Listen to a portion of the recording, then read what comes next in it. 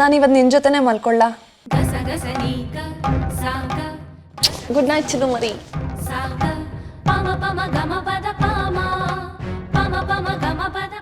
ನನಗೂ ಅದೇ ಭಯ. ನಿನ್ನ ಜೀವನದಲ್ಲಿ ಎಲ್ಲ ಚೆನ್ನಾಗೇ ಅದೆ, ಎಲ್ಲ ಸರಿಯಾಗೇ ಅದೆ. ಆದರೆ ನನ್ನ ಕಾರಣಕ್ಕೆ ಎಲ್ಲಿ ನಿನ್ನ ಜೀವನ ಹಾಳಾಗೋಗುತ್ತೋ ಅಂತ ಭಯ.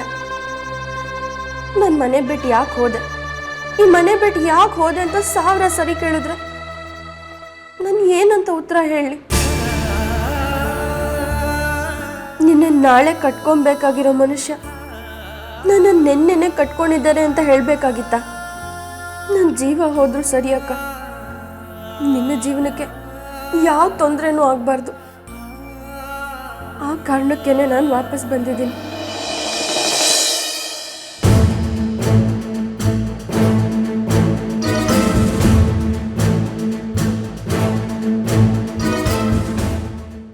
ನನ್ನ ಮಗಳಿಗೆ ಸ್ವಲ್ಪನೂ ಬುದ್ಧಿ ಅನ್ನೋದೇ ಇಲ್ಲ. ಮದುವೆ ಆಗೋ ವಯಸ್ಸಾದ್ರೂ ಜವಾಬ್ದಾರಿ ಅನ್ನೋದೇ ಇಲ್ವಲ್ಲ. ತನ್ನ ವಸ್ತುನ ಎಲ್ಲ ಅಂದ್ರೆ ಅಲ್ಲಿ ಇಟ್ಬಿಡ್ತಾಳೆ.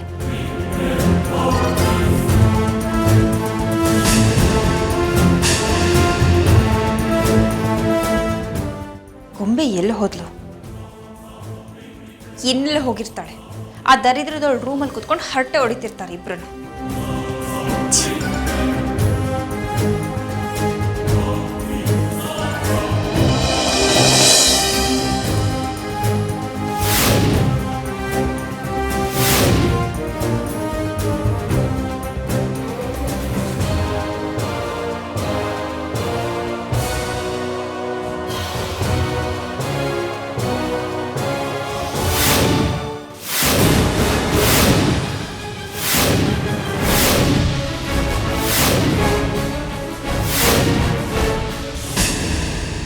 ಇಷ್ಟು ದಿನ ಇವರಿಬ್ಬರದು ಯಾಕೋ ಸ್ವಲ್ಪ ಅತಿ ಅನ್ನಿಸ್ತಿತ್ತು.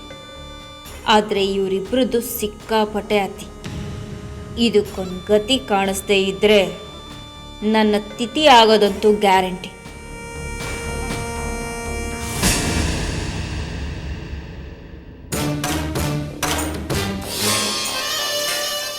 ನಾನು ನೋಡಿದಷ್ಟು ಇವಳು ಆಟ ಜಾಸ್ತಿ ಆಗ್ತಾ ಇದೆ. ನಿನ್ನ ಮಗಳದು ಅತಿ ಆಯಿತು. ನನ್ನ ಕೈಲಿ ಸಹಿಸ್ಕೊಳಕ್ಕಾಗಲ್ಲ ಕೈಲಾಶ್. ಎಲ್ಲದಕ್ಕೂ ಒಂದು ಮಿತಿ ಇರಬೇಕು. ಯಾವುದು ಮಿತಿ ಮೀರಿ ಆಡಬಾರ್ದು. ನೀನು ಹೇಳಿದ್ದು ಆನೂ ಅರ್ಥ ಆಗಿಲ್ಲ, ಈನೂ ಅರ್ಥ ಆಗಿಲ್ಲ ನನಗೆ. ಅದು ಏನು ಹೇಳಬೇಕು ಅಂತಿದ್ಯೋ ಅದನ್ನು ನೇರವಾಗಿ ಹೇಳು. ಒಂದು ನಿಮಿಷ, ಗೊಂಬೆ ಬರೀ ನನ್ನ ಮಗಳಲ್ಲ, ನಮ್ಮಿಬ್ಬರ ಮಗಳು. ಈಗ ಹೇಳು, ಅದು ಏನು ಹೇಳಬೇಕು ಅಂತಿದ್ಯೋ. ನಮ್ಮ ಮಗಳಿಗೆ ಅಂತ ಒಂದು ರೂಮು, ಮನೆ ಕೆಲಸದವಳಿಗೆ ಅಂತ ಒಂದು ರೂಮು ಈ ಮನೇಲಿದೆ. ಹೋಗಿ ನೋಡು ಕೈಲಾಶ್. ನಮ್ಮ ಗೊಂಬೆ ಆ ಕೆಲಸದವಳು ಕೈ ಹಿಡ್ಕೊಂಡು ಮೈ ಸೋಕಿಸ್ಕೊಂಡು ಪಕ್ಕದಲ್ಲಿ ಮಲಗಿದಾಳೆ. ಛೇ, ನನಗಿದೆಲ್ಲ ಸ್ವಲ್ಪನೂ ಇಷ್ಟ ಆಗಲ್ಲ. ತಾಯಿಯಾಗಿ ನಾನು ಬುದ್ಧಿ ಹೇಳಕ್ಕೆ ಹೋದರೆ ಅದನ್ನು ಕೇಳೋ ಬುದ್ಧಿವಂತಿಕೆ ಅಂತೂ ಅವಳಿಗಿಲ್ಲ. ತಂದೆ ಆಗಿ ನೀನಾದರೂ ಅವಳಿಗೆ ಬುದ್ಧಿ ಹೇಳಬಾರ್ದಾ? ನೀನು ಯಾರನ್ನ ಕೆಲಸದವಳು ಅಂತ ಇದೆಯೋ ಅವಳನ್ನ ನಮ್ಮ ಮಗಳು ತಂಗಿ ಅಂದ್ಕೊಂಡಿದ್ದಾಳೆ. ಚಿನ್ನು ಜೊತೆ ಗೊಂಬೆ ಯಾವತ್ತವರೆಗೂ ಚೆನ್ನಾಗಿರ್ತಾಳೋ ನಂದೇನು ಭಿನ್ನಾಭಿಪ್ರಾಯ ಇಲ್ಲ. ಅದರಲ್ಲಿ ಒಟ್ಟಿನಲ್ಲಿ ನನ್ನ ಮಗಳು ಖುಷಿಯಾಗಿರ್ಬೇಕು ಅಷ್ಟೇ. ಚಿನ್ನು ಗೊಂಬೆ ರೂಮಲ್ಲಿ ಮಲ್ಕೊಂಡ್ರೇನು, ಗೊಂಬೆ ಚಿನ್ನು ರೂಮಲ್ಲಿ ಮಲ್ಕೊಂಡ್ರೇನು, ನೆಮ್ಮದಿಯಾಗಿ ನಿದ್ದೆ ಮಾಡಬೇಕು. ಯಾಕೆ ಕಲ್ಪನಾ ಸಣ್ಣ ಸಣ್ಣ ವಿಷಯಕ್ಕೆಲ್ಲ ಇಷ್ಟೊಂದು ತಲೆ ಕೆಡಿಸ್ಕೊಳ್ತೀಯಾ? ನಿನಗೆ ಹೆಣ್ಣಿನ ಮನಸ್ಸಿನ ತಳಮಳ ಈ ಜನ್ಮದಲ್ಲಿ ಅರ್ಥ ಆಗಲ್ಲ ಕೈಲಾಶ್.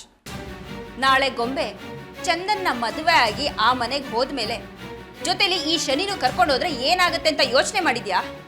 ಖಂಡಿತ ಗೊಂಬೆ ಮದುವೆ ಆದಮೇಲೆ ಚಿನ್ನನ ಅವಳ ಜೊತೆ ಕರ್ಕೊಂಡು ಹೋಗೇ ಹೋಗ್ತಾಳೆ, ಅದರಲ್ಲಿ ಯಾವ ಡೌಟೂ ಇಲ್ಲ. ಆದರೆ ನಿನ್ನ ಮಗಳ ಹತ್ರ ಒಂಥರ, ಚಿನ್ನು ಹತ್ರ ಒಂಥರ ಆಡ್ತಿರೋದು, ನಿನ್ನ ಈ ಇಬ್ಬಂದಿ ಆಟ, ಎರಡು ಮುಖದ ನಾಟಕ ಬಹಳ ದಿವಸ ಇರಲ್ಲ. ಈ ನಿನ್ನ ನಾಟಕದ ಕಾರಣಕ್ಕೆ ನೀನು ನಿನ್ನ ಮಗಳನ್ನ ಕಳ್ಕೊತೀನಿ. ನಿನ್ನನ್ನು ತುಂಬ ಇಷ್ಟಪಡೋ ವ್ಯಕ್ತಿಯಾಗಿ ಹೇಳ್ತಿದ್ದೀನಿ ಕೇಳಿ. ನೀನು ಏನೇ ಮಾಡಿದ್ರೂ ಚಿನ್ನು ತಡ್ಕೊತಾಳೆ.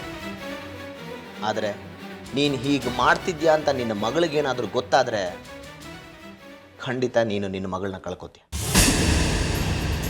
ಕಲ್ಪನಾ, ನಿನ್ನನ್ನು ತುಂಬ ಇಷ್ಟಪಡ್ತೀನಿ ಅಂತ ಹೇಳ್ತಾ ವಾಸ್ತವವಾಗಿ ನೀನು ಯಾರನ್ನ ಇಷ್ಟಪಡ್ತೀಯ ಅಂತ ಹೇಳೇ ಬಿಟ್ಟಿಯಲ್ಲ ಕೈಲಾಶ್.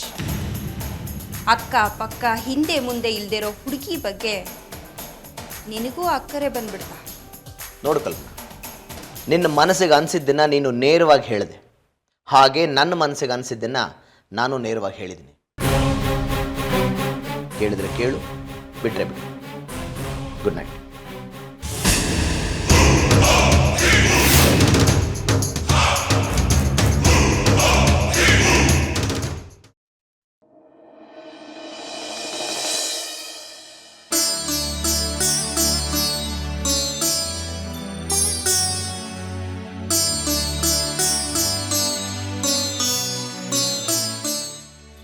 ಚಿನ್ನು,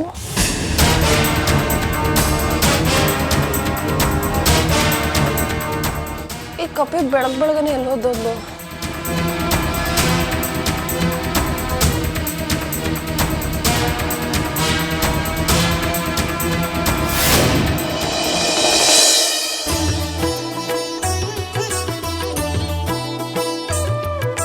ಚಿನ್ನು, ಚಿನ್ನು, ಅಕ್ಕ ಹುಷಾರು, ಮೆಟ್ಲ ಮೇಲೆ ಎಣ್ಣೆ ಅದೆ, ಇಳಿಬೇಡ.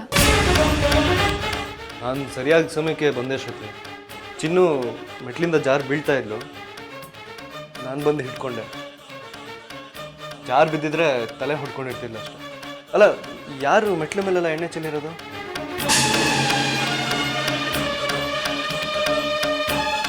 ಮಮ್ಮಿ, ಮೆಟ್ಲ ಮೇಲೆ ಎಣ್ಣೆ ಚೆಲ್ಲಿದೆ ಅಂತ ಗೊತ್ತಾದ್ಮೇಲೆ ಒರೆಸ್ಬೇಕು ಅನ್ನೋ ಕಾಮನ್ ಸೆನ್ಸ್ ಬೇಡ ನಿನಗೆ? ಚಿನ್ನು ಜಾರ್ ಬಿದ್ದು ಏನಾದ್ರೂ ಹೆಚ್ಚು ಕಡಿಮೆ ಆಗಿದ್ರೆ ಏನ್ ಗತಿ?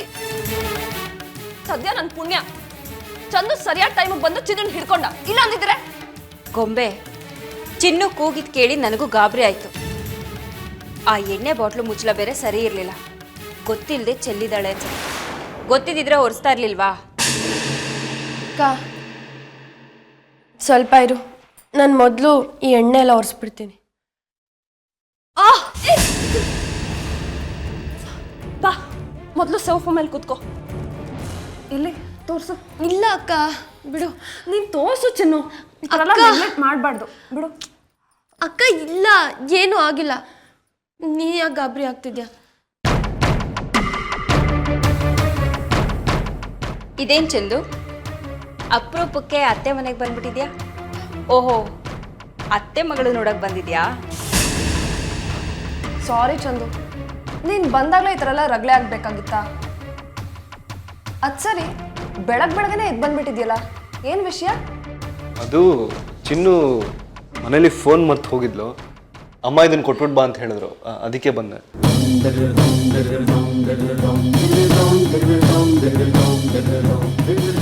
ಚಿನ್ನು, ಸರಿಯಾಗಿ ಹೇಳು, ಎಲ್ಲಿ ನೋವ್ತಿದೆ? ಹಾಸ್ಪಿಟಲ್ಗೆ ಹೋಗ್ಬಿಟ್ಟು ಬರೋಣ.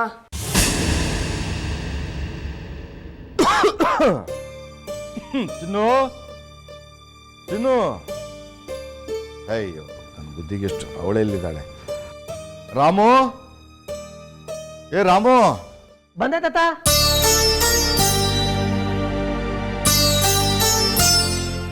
ಬಾರಪ್ಪ. ತಾತ, ಕಾಫಿ ಟೀ ಜ್ಯೂಸ್ ಏನಾದರೂ ಬೇಕಿತ್ತಾ? ಕಾಫಿ ಗೀಫಿ ಏನೂ ಬೇಡ. ನಿನ್ನೆಯಿಂದ ನನಗೆ ಒಣ ಕೆಮ್ಮು ಶುರುವಾಗ್ಬಿಟ್ಟಿದೆ. ರಾತ್ರಿ ಎಲ್ಲ ನಿದ್ರೆ ಇಲ್ಲಪ್ಪ. ಮೊನ್ನೆ ರಾತ್ರಿ ನಿನ್ನನ್ನು ಎಬ್ಬಿಸ್ಬಿಟ್ಟು ಯಾಕೆ ತೊಂದರೆ ಕೊಡಬೇಕು ಅಂತ ಎಬ್ಬಿಸ್ಲಿಲ್ಲ. ಚೂರು ಕಷಾಯ ಮಾಡ್ಕೊಂಬಾರಪ್ಪ. ನೋಡಿ ತಾತ, ಕಾಫಿ ಟೀ ಜ್ಯೂಸು ಮಾಡು ಅಂದರೆ ಮಾಡಿಬಿಡ್ತೀನಿ. ಈ ಕಷಾಯ ಗಿಷಾಯ ಎಲ್ಲ ನನಗೆ ಬರಲ್ಲ. ಇದೇನಿದ್ರು ಚಿನ್ನು ಕೆಲಸ, ಒಂದು ಅಂದಾಜಿನ ಮೇಲೆ ಮಾಡಬಲ್ಲೆ. ಮಾಡು ಅಂದರೆ ಮಾಡಿಬಿಡ್ತೀನಿ. ಅಯ್ಯೋ, ಅದರಲ್ಲೇನಿದೆ ದೊಡ್ಡ ವಿಷಯ. ಸ್ವಲ್ಪ ಶುಂಠಿನ ಜಜ್ಜಿಬಿಟ್ಟು ನೀರಲ್ಲಿ ಹಾಕಿ ಕುದಿಸಿ ಸ್ವಲ್ಪ ಬೆಲ್ಲ ಸೇರಿಸ್ಬಿಟ್ರೆ ಆಯ್ತಪ್ಪ, ಅದೇ ಕಷಾಯ. ನೀವೇನೇ ಹೇಳಿ ತಾತ, ಹದ ಅಂದರೆ ಹದಾನೆ. ಏನೇ ಮಾಡಿದ್ರು ಅದಕ್ಕೊಂದು ರೀತಿ ನೀತಿ ಇರೋ ಹಾಗೆ ಅಡುಗೆಗೂ ಒಂದು ವಿಧಿ ವಿಧಾನ ಇದ್ದೇ ಇರುತ್ತೆ. ನಾನು ಏನೇ ಮಾಡಿದ್ರು ಚಿನ್ನು ಮಾಡೋ ರೀತಿ ಮಾಡೋಕ್ಕೆ ಬರಲ್ಲ. ನಿಜ ರಾಮ, ನೀನು ಹೇಳೋದು ನಿಜ. ಆ ಹುಡುಗಿ ನಮ್ಮ ಮನೆಗೆ ದೇವರು ಕೊಟ್ಟು ವರದ ಹಾಗೆ ಬಂದಿದ್ಲು. ನಿಮ್ಮಿಂದ ಏನು ತಪ್ಪಾಯ್ತೋ ಏನೋ ಗೊತ್ತಾಗಲಿಲ್ಲ. ಇದ್ದಕ್ಕಿದ್ದಾಗೆ ನಮ್ಮ ಮನೆ ಬಿಟ್ಟು ಹೋಗೋ ಹಾಗೆ ಆ ದೇವರು ಶಾಪ ಕೊಟ್ಬಿಟ್ಟ.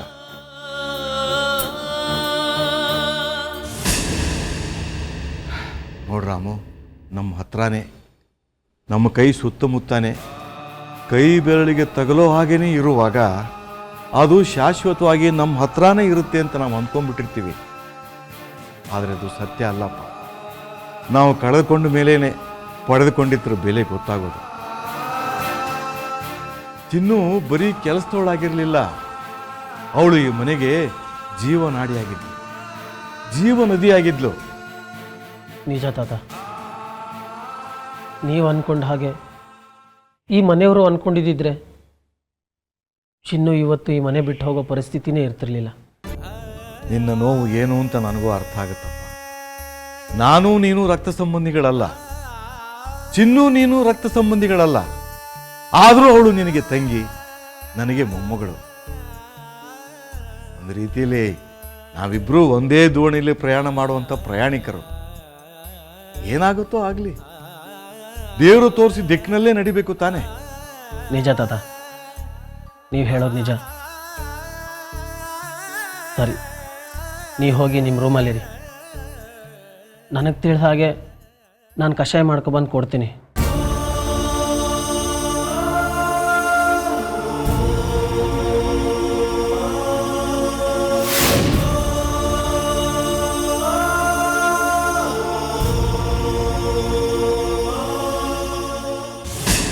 ರಾಮು, ಕಾಫಿ ರೆಡಿ ಮಾಡಿದ್ಯಾ? ರೆಡಿ ಇದೆ ಕುಮುದತ್ತೆ, ತಂದು ಕೊಡ್ತೀನಿ. ತೊಗೊಂಡು ಚಂದು ಎಲ್ಲಿ? ಮನೇಲಿ ಎಲ್ಲೂ ಕಾಣ್ತಾ ಇಲ್ಲ. ಬೆಳಗ್ಗೆನೆ ಎಲ್ಲಿಗೆ ಹೋದ? ಚಂದನ್ನು ಶ್ರುತಿ ಅಕ್ಕನ ಮನೆಗೆ ಹೋಗಿದ್ದಾನೆ.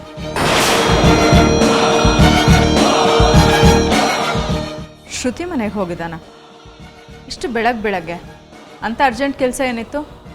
ಚಿನ್ನು ಅವಳ ಮೊಬೈಲ್ನ ಇಲ್ಲೇ ಮರ್ತು ಹೋಗಿದ್ಲು, ಅದನ್ನು ಕೊಟ್ಟು ಬರೋಕ್ಕೆ ಹೋಗಿದ್ದಾನೆ. ಆ ಮನೆ ಕೆಲಸದವಳು ಮೊಬೈಲ್ ಕೊಟ್ಟು ಬರೋದಕ್ಕೆ ಆಫೀಸ್ ಕೆಲಸ ಎಲ್ಲ ಬಿಟ್ಟು ಚಂದು ಅಲ್ಲಿಗೆ ಹೋಗಿದ್ದಾನ? ಆ ಪೀಡೆ ಏನಾದರೂ ನಮ್ಮ ಮನೆಯಲ್ಲೇ ಇದ್ದಿದ್ರೆ ನಿನ್ನನ್ನು ಮನೆಯಿಂದ ಆಚೆಗೆ ಹಾಕಿಸ್ಬಿಡ್ತಾ ಇದ್ಲು ಅಷ್ಟೆ. ಹೇಗೋ ಅವಳೇ ಮನೆ ಬಿಟ್ಟು ತೊಲಗಿದಾಳೆ. ಸದ್ಯ ವಾಪಸ್ ಬರದೇ ಇದ್ರೆ ಸಾಕು. ಅವಳ ಮನೆಗೆ ಅವಳನ್ನು ಬರಬೇಡ ಅನ್ನೋದಕ್ಕೆ ನೀವೇ ಯಾರು? ಬರ್ತಾಳೆ, ಚಿನ್ನು ಖಂಡಿತ ಬಂದೇ ಬರ್ತಾಳೆ.